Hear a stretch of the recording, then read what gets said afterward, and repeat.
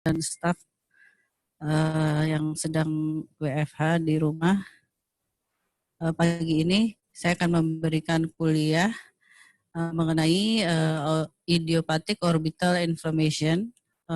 Mohon maaf, judulnya saya rubah topiknya karena menurut saya sebaiknya diterangkan dulu mengenai pseudotumor secara umum, lalu nanti topik berikutnya baru perbandingannya dengan Graves ya.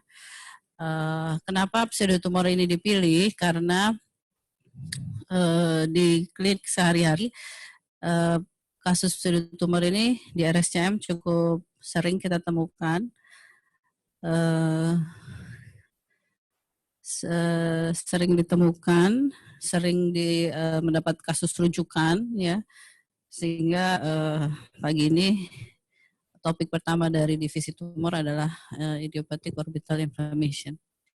Topik ini pernah saya bawakan di PIT beberapa tahun yang lalu, namun sudah saya revisi dengan perkembangan yang ada sekarang. Ya, jadi pertama, pseudotumor ini pertama kali dikemukakan atau ditemukan oleh Birch Hirschfeld pada tahun 1905. Ya, nama yang dipakai istilahnya macam-macam ya, banyak. Salah satunya idiopathic non-granulomatous inflammation, non-specific orbital inflammation, inflammatory pseudotumor, orbital pseudotumor, atau kita sering singkat saja pseudotumor ya. Jadi sifatnya dia non-spesifik, non-neoplastik, jadi benign ya, bukan ganas. Suatu proses inflamasi yang terjadi di orbita. Penyakit ini ketiga terbanyak setelah Graves' ophthalmopathy dan penyakit limfoproliferatif, salah satunya limfoma ya. Angka kejadiannya 8-11% dari seluruh tumor orbita. Di RSCM sendiri tahun 2011 dari sediaan biopsi ditemukan sebanyak 6,6%. Memang kecil ya, karena tumor ini biasanya tidak kita lakukan biopsi, hanya pada kasus-kasus tertentu. Diagnosisnya kebanyakan klinis dan radiologis, sehingga banyak yang tidak terhitung apabila kita hitung dari sediaan yang biopsi proven ya, atau histopathological proven. Patogenesisnya masih belum diketahui sampai saat ini, namun diduga bahwa ini suatu proses yang dimediasi oleh imunitas atau imun mediated process. Dapat menyerang seluruh usia ya, baik anak maupun dewasa. Kita lihat bahwa range-nya itu sangat luas, dari usia 2 tahun sampai 92 tahun bisa terkena. Jadi pseudotumor ini bisa menyerang semua usia ya. Mostly unilateral, kebanyakan unilateral, tapi 25%-nya merupakan bilateral. Dan pada pseudotumor, kekambuhan adalah suatu hal yang biasa ya, yang sering ditemukan karena tingginya angka kekambuhan mencapai 55%. Dan ini harus kita kemukakan atau kita inform konsen kepada pasien bahwa kekambuhan ini bisa saja terjadi, sehingga pasien mengerti akan penyakitnya dan lebih kooperatif terhadap terapi yang kita berikan ya. Nah, diagnosis umumnya klinis ya, tapi juga ditunjang dengan imaging, dengan pemeriksaan penunjang. Yang kasus tipikal yaitu biasanya dengan proptosis ya, gejala paling banyak itu proptosis, disertai dengan swollen eyelids, ada gangguan gerak bola mata, ada nyeri, ya, dan akut onset, juga disertai merah dan kadang-kadang kemosis. Untuk yang kasus atipikal kadang-kadang tidak kita temukan nyeri. Onset bisa beragam juga ya. Tadi usia bisa dari anak sampai usia tua. Onsetnya juga demikian. Akut, subakut, dan kronis, bisa mana aja. Ya, akut itu hitungannya hari sampai jam sampai hari. Subakut itu hitungan hari sampai minggu. Batasannya biasanya 2 minggu ya dari jurnal-jurnal. Lalu onset kronik bila hitungannya dalam minggu sampai lebih dari 2 minggu sampai bulan bahkan tahunan ya. Dan biasanya pada onset kronik ini sudah ada gangguan fungsi dan gangguan penglihatan. 5 lokasi terbanyak pseudotumor dan lokasi ini menjadi klasifikasi pseudotumor ya. Klasifikasi tipe pseudotumor yaitu bisa terjadi pada otot-otot ekstraokuler yang kita sebut miositis, bisa mengenai kelenjar lakrimal atau kita sebut dacryoadenitis, bisa mengenai soft tissue di anterior periorbita atau tipe anterior kita sebut, lalu bisa di posterior kita sebut tipe apikal, apex ya, atau tipe diffuse, jadi dari anterior sampai posterior masa tumornya. Nah, imaging bisa dilakukan dengan CT scan maupun MRI ya.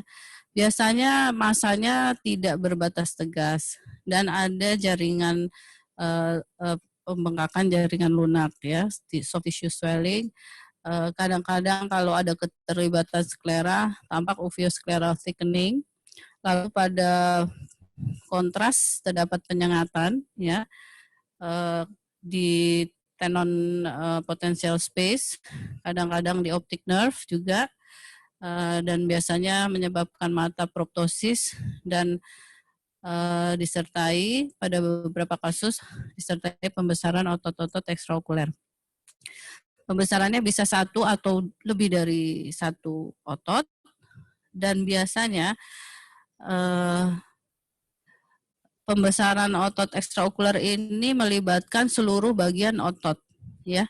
Hal ini yang membedakan dengan psitis yang terjadi pada Graves ophthalmopathy, di mana pada pseudotumor seluruh bagian dari tendon sampai belly-nya ya itu terlibat membesar. Sedangkan kalau pada Graves biasanya tendon sparing, tendonnya masih bagus tapi belly-nya membengkak ya. Nanti kita lihat. Nah, apakah biopsi diperlukan? Biasanya open biopsi diperlukan pada kasus-kasus yang kita curigai keganasan atau yang kurang respon atau tidak respon terhadap steroid, dan juga pada kasus-kasus rekalsitran atau yang tidak mempan ya istilahnya ya. Nah, diferensial diagnosisnya yang sering kita temukan ya adalah orbital selulitis. Umumnya pada selulitis ini kita bisa bedakan dari history taking yang baik, yaitu kita lihat apakah dia dari white sinusitis, adakah gangguan dari gigi mulut ya yang bisa menyebabkan infeksi kronis, lalu apa ada trauma atau luka yang tidak terawat ya sehingga menyebabkan selulitis, dan ditunjang dengan lab peningkatan leukosit ya. Nah, ini kasus selulitis orbita dengan sinusitis maxillaris bilateral ya, sudah dilakukan FAST oleh STHT ya. Pada CT scan tampak penebalan soft tissue di anterior ya. Otot-ototnya masih baik ya. Kalau dilihat di mata kanan ya, ototnya masih ramping ya. Tidak ada masalah, tapi dia masalahnya di depan aja ya. Dan umumnya kalau pseudotumor biasanya nggak sampai keluar nanah ini ya. Jadi ini ada indurasi pasti nyeri. Ini akhirnya keluar ada fistel dikeluarkan ya. Jadi ini selulitis ya. Nah, differential diagnosis yang lain tadi yang sudah saya sebutkan, thyroid eye disease, khasnya dia yang membedakan dengan pseudotumor, dia terdapat lid lag dan lid retraction. Jadi kalau ada lid retraction, ada pembesaran otot ekstraokuler, kita lebih curiga ke arah tiroid, sehingga kita harus lakukan workup labnya, didapatkan peningkatan free T3, free T4, dan penurunan TSHS. Ya, dan pada imagingnya tadi pembesaran otot ekstraokulernya hanya di daerah belly, di daerah perutnya yang di tengah-tengah ya, tapi tendonnya baik aja ya, tendon sparing, jadi artinya tendon tidak terlibat. Ya. Ini pada thyroid eye disease, kalau bisa dilihat ya, mata kiri proptosis, terdapat detection dan soft tissue swelling ya, biasanya fluffy eyelid pada thyroid eye disease ya. Dari CT scan-nya mata kiri tampak pembesaran musculus rectus superior ya. Nah, diferensial diagnosis yang lain, limfoma malignum, terutama pada kasus-kasus usia tua ya, dan ini memerlukan pemeriksaan histopatologi dari HE maupun IHK ya, imunohistokimia, karena gambaran PA pada pseudotumor dan limfoma itu secara patologi anatomi dia sangat mirip, yang bisa membedakan hanya pemeriksaan IHK. Makanya kalau di klinik di politumor sering kita dapatkan setelah kita biopsi hasilnya limfoma atau pseudotumor, ahli patologi akan meminta kita untuk melakukan IHK karena itu satu-satunya cara untuk menyingkirkan salah satu di antara kedua diagnosis tersebut ya. Nah, ini pada kasus ini ada pembesaran kelenjar lakrimal mata kanan ya, mirip seperti pseudotumor ya klinisnya ya, dia sudah 5 tahun ya, sudah diberikan MP tapi tidak respon, sehingga kita lakukan biopsi, hasilnya malignan limfoma. Ini juga ya seperti tipe diffuse, kalau kita lihat di gambaran CT scan-nya ya, masanya dari anterior sampai posterior ya, usia tua 61 tahun, menonjol sejak 8 bulan, kita biopsi hasilnya malignan limfoma. Diferensial diagnosis yang lain, metastasis karsinoma ya, ini kita bisa singkirkan dengan tadi history taking yang baik ya, riwayat apakah ada keganasan yang lain di organ lain sebelumnya, dan kita harus work up sistemik ya. Kalau ada biaya lebih baik lakukan PET scan, tapi kalau dia BPJS kita lakukan parsial ya, dari torak foto, USG abdomen sampai bone scan ya, untuk menyingkirkan adakah keganasan di tempat lain. Ya, ini pada kasus ini tampak seperti selulitis, tampak seperti pseudotumor ya, anak pada kasus akut limfoblastik leukemia. Jadi kita jangan mikir ini suatu pseudotumor, padahal ini anak ada ALL ya. Jadi kita harus curiga ini ada satu infiltrasi tumor yang berhubungan dengan penyakit sistemiknya. Nah, yang perlu diingat ya, CCF yang kasus long standing itu juga mirip dengan pseudotumor. Akibat dari CCF yang lama, terjadi stagnasi di posterior orbita, sehingga menyebabkan kan kalau pada CCF itu arteri vena bercampur ya, jadi tekanan baliknya terganggu ya, aliran vena terganggu sehingga semua bengkak, stagnasi ya, tight orbit, sehingga otot-otot bisa semua membesar, sampai kelenjar lakrimal juga membesar, umumnya ditambah dengan glaukoma sekunder atau peningkatan TIO ya. Kita harus ingat bahwa bisa saja ini suatu CCF yang long standing. Seperti pada pasien ini ya, tampak mata merah, slight proptosis ya, kalau di CT scan sedikit menonjol mata kiri. Ini ada pembesaran musculus medial. Kalau dari potongan koronal, lihat ini semua membesar ya, bandingkan dengan mata sebelahnya ya. Dan yang kita curigai CCF, kenapa? Karena pada CT scan kontrasnya, lihat ini ada pembesaran vena ophthalmica ya, jadi semua yang keisi darah ya itu pada kontras pasti menyengat ya, apabila ada komponen vaskuler itu pasti menyengat. Nah, ini suatu hal yang tidak biasa, ini ada pembesaran vena ophthalmica, sehingga kita curigai ini suatu CCF, ternyata benar ya.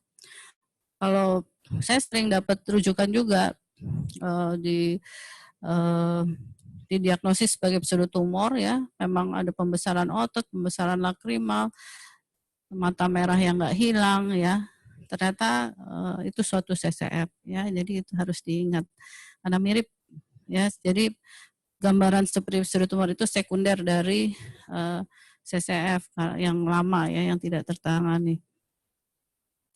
Nah, ini contoh kasusnya, pada pasien ini kita lihat ada pembesaran otot rectus medial dan inferior ya, matanya merah, ptosis ya.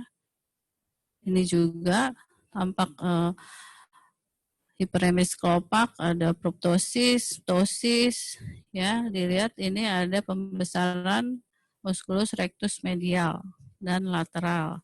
Juga ada kompleks musculus rectus dan levator ya. Ini juga tipe miositis mata kiri ya, kalau dari potongan koronal. Jadi kita harus membiasakan diri nanti di poli, jangan kamu lihat dulu ekspertisnya, baca dulu foto CT scan-nya atau MRI-nya sendiri. Nah, ekspertis itu hanya untuk mengkonfirmasi ya. Dengan itu kita belajar lebih menajamkan diagnosis kita ya. Jangan bergantung pada radiolog, karena kadang-kadang juga mereka ada salahnya juga ya, walaupun tidak semua ya. Jadi jangan mentah-mentah mempercayai hasil ekspertises. Jadi kita harus bisa membaca sendiri ekspertis CT scan ya. Di sini ada pembesaran otot musculus rectus inferior medial ya. Ini juga tipe anterior ya, datang mata dengan kelopak yang kemerahan. Ini sudah sampai ke dokter kulit di laser ya, malah bukannya berkurang malah tambah bengkak ya, karena memang bukan kelainan vaskuler ya, disangkanya hemangioma katanya. Jadi di laser oleh dokter kulit tapi tidak membaik ya. Ini tipe miositis. Ini kalau kita lihat proptosis mata kanan dengan kemotik ya, berarti proptosisnya onsetnya akut atau kronik?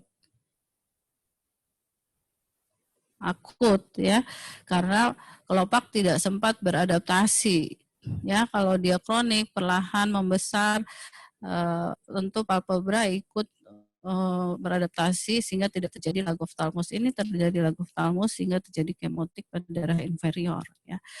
Kalau dilihat dari gambaran CT scan, lihat pada mata kanan pada potongan koronal ya. Jadi jangan hanya lihat potongan aksial. Aksial cuma bisa lihat potongan musculus rectus medial dan lateral ya. Kalau superior nggak terlalu kelihatan. Bisa juga potongan superior dari potongan sagittal ya. Tapi yang lengkap kita bisa lihat dari potongan koronal. Tampak pembesaran otot-otot rectus keempat rectus ini ya, dibandingkan dengan mata sebelahnya. Nah, ini juga tipe anterior. Pada CT scan tampak penebalan soft tissue di anterior orbita ya. Ini juga tipe anterior ya, memang dia ada baggy eyelid. Ya, ini penebalan di daerah anterior orbita ya. Ini gabungan tipe mix ya, tipe anterior dan juga lihat ada pembesaran musculus rectus superior. Ya, biasanya dia ada tambahan. Kalau pseudotumor kadang bersih ya, hanya ototnya yang terlibat, tapi kadang-kadang ada compang-campingnya ya, daerah jaringan ikat yang juga ikut ikut membesar atau bengkak ya. Jadi gambarannya compang-camping ini kita harus curiga itu suatu pseudotumor ya. Ini juga tipe anterior dan miositis, tampak eyelid swelling, ini otot-otot membesar semuanya ya. Ini tipe dacryoadenitis. Kita harus eversi kelopaknya, kita lihat secara makroskopik ya, memang ini kelenjar lakrimal yang membesar ya. Ini yang bilateral. Ini tipe diffuse, ya, terlihat massa tumornya dari anterior sampai posterior, ya, dan kedua mata terlibat. Ini tipe diffuse juga. Ini pasiennya juga sudah berkali-kali berobat di RSCM, lalu luar RSCM, balik lagi ke RSCM, sudah pernah mendapat steroid, mendapat methotrexate dari sejawat yang lain, terus sempat lost follow up 10 tahun, balik lagi dengan kondisi seperti ini, ya. Ini tipe posterior, ya, hanya di belakang. Ya, terapinya sampai saat ini steroid masih menjadi mainstay terapi, ya, first line. Nah, tapi ke sininya makin banyak menggunakan monoklonal antibody di luar negeri. Contohnya rituximab. Di kita sudah ada tapi belum masuk ke Fornas dan juga masih tapi di penyakit dalam sudah ada, tapi saya nggak tahu apa BPJS menanggungnya, ya, karena mahal, ya, biayanya, ya. Nah, biasanya respon terhadap steroid itu sangat cepat, dalam waktu 2-3 hari sudah ada responnya. Jadi kalau ciri khasnya pseudotumor, kita kasih steroid pasti dia membaik, ya. Membaik dalam arti membaik terus, ya. Tapi kalau kadang-kadang juga kalau lymphoma pada awalnya dikasih steroid, nanti ada satu saat yang dia ternyata tidak, kalau kita lihat responnya nggak signifikan, ya, kita harus curiga itu satu keganasan, ya. Tapi kalau pada pseudotumor biasanya responnya sangat cepat, dalam waktu 2-3 hari sudah ada perubahan yang signifikan, ya, dari apa? Dihitung dari onset terapi, ya. Nah, biasanya di politumor kita mulai dengan oral steroid. Dulu kita pergunakan prednison, ya, tapi kesininya kita sekarang menggunakan metilprednisolon 0,8 mili per kilo per hari, diberikan single dose, ya, karena efek samping MP ini lebih ringan daripada prednison, ya. Dosis maksimalnya juga sama, sekitar 60-100 mili per hari, ya. Diberikan daily single dose selama 2 minggu pertama, ya. Selanjutnya kita tapering secara perlahan 5-10 mg per hari, ya. Biasanya sediaan metilprednisolon itu kan 4, 8, 16, ya. Kita turunkan 8 mg tiap 2 minggu. Kalau misalnya ini juga rata-rata biasanya kita turunkan tiap 2 minggu, tapi kita tergantung kondisi. Kalau misalnya memang responnya sangat baik, bisa juga 1 minggu, tapi saya lebih prefer 2 minggu, ya. Nah, dulu kita berikan selanjutnya single dose alternan, yaitu selang-seling sehari. Tapi saya dapat konsultasi dengan penyakit dalam, sebaiknya justru jangan single dose alternan, tapi kita combine, ya, dosisnya setengahnya, tapi selang-seling. Misalnya pada saat sudah turun 16 mg, jangan 16 mg besoknya nggak minum, besoknya minum, besoknya nggak minum. Diganti dengan 16-8, 16-8. Nah, sudah mulai dosisnya kecil, kita taperingnya juga jangan terlalu besar, kecilin lagi, ya, karena biasanya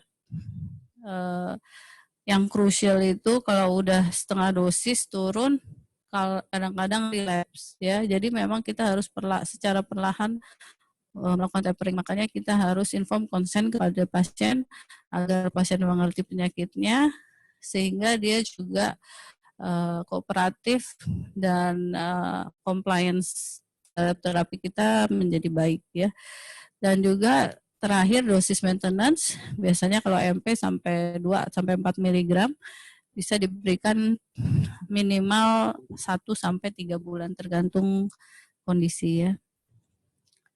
Nah, intravenous kapan kita berikan? Biasanya pada kasus-kasus orbital apex syndrome, ya. Jadi kasus-kasus yang melibatkan apex, terdapat penurunan visus yang berat, oftalmoplegia, lalu ya tentunya itu kan site threatening ya. Kita berikan steroid IV.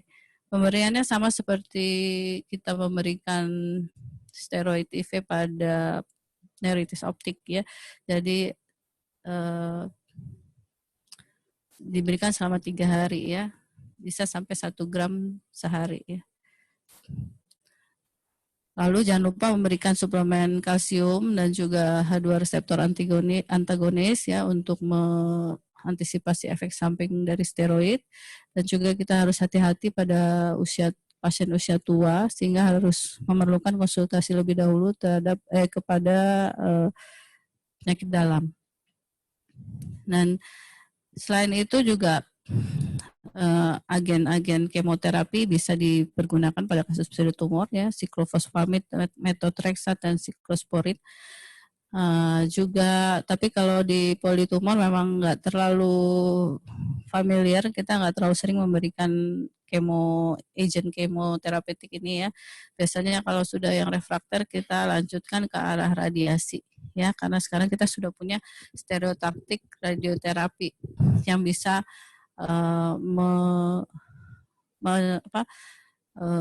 otot yang terlibat itu bisa diradiasi tanpa merusak jaringan sekitar ya. Jadi dia lebih precise dibanding external beam ya untuk kasus-kasus pseudotumor yang tipe miositis ya. Jadi bisa diradiasi dan saya pernah ada beberapa 1-2 kasus dan hasilnya cukup baik ya. Dan juga bisa juga terapinya bedah ya. Biasanya kalau masa tumornya accessible, superficial, bisa di batasnya tegas, pilihan terapi bedah ini juga bisa menjadi pilihan ya, tentu kombinasi dengan steroid ya. Nah, study memang sudah mulai kalau di negara barat sekarang sudah makin banyak menggunakan monoklonal antibody yang tadi saya bilang ya, infliximab, rituximab, adalimumab ya. Tapi di sini belum ya.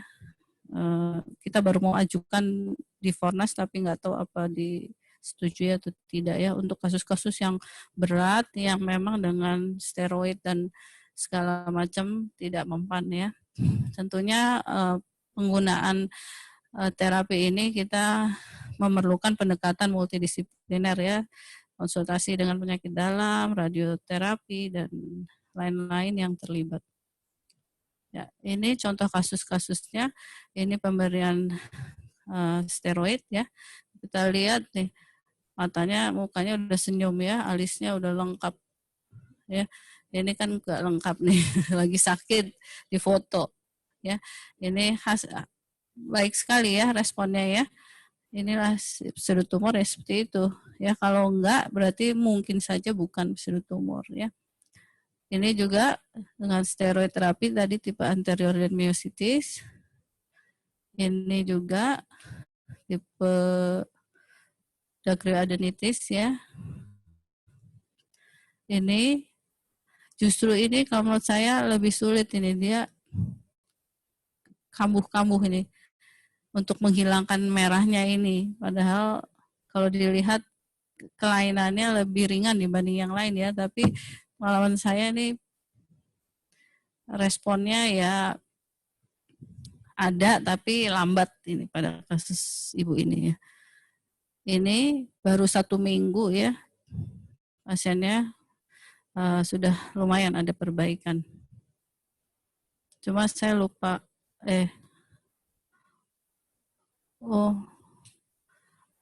ini sebenarnya ada CT scan-nya tapi lupa ya. Ini yang nggak ada CT scan-nya, lupa saya foto. Ini tipe dacryoadenitis ya.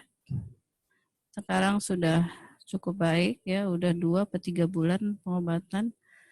Ini baru 1 minggu, walaupun masih ada tapi sudah menunjukkan perbaikannya. Ini yang tipe apex tadi. Jadi memang masa tumornya tetap ada ya, itu kita juga harus berikan pengertian pada pasien. Mungkin masa tumor tidak akan hilang total, tapi minimal matanya jadi mundur, tidak nyeri, dan kualitas hidupnya membaik ya.